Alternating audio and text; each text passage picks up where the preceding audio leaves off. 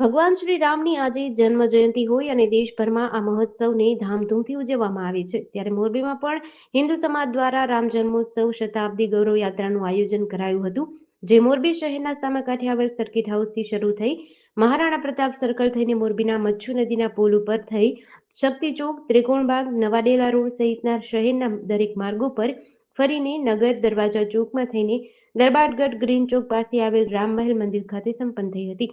આ શોભાયાત્રામાં મોટી સંખ્યામાં લોકો જોડાયા હતા।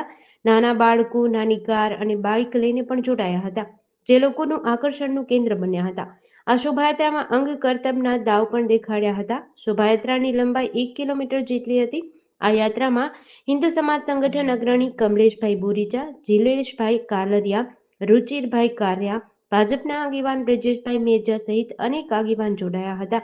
લોકોને ઠંડા પાણી અને ઠંડા પીણાનું પણ વિતરણ કરવામાં આવ્યું હતું। નવા બસ સ્ટેન્ડ પાસે અને નગર દરવાજા ચોકમાં મહાઆરતી કરવામાં આવી હતી। બાદમાં ગ્રીન ચોક દરબારગઢ પાસે રામ મહેલ મંદિર ખાતે શોભાયાત્રા સંપન્ન થઈ હતી। જેડીસી ન્યૂઝ સાથે શ્રીકાંત પટેલ, મોરબી।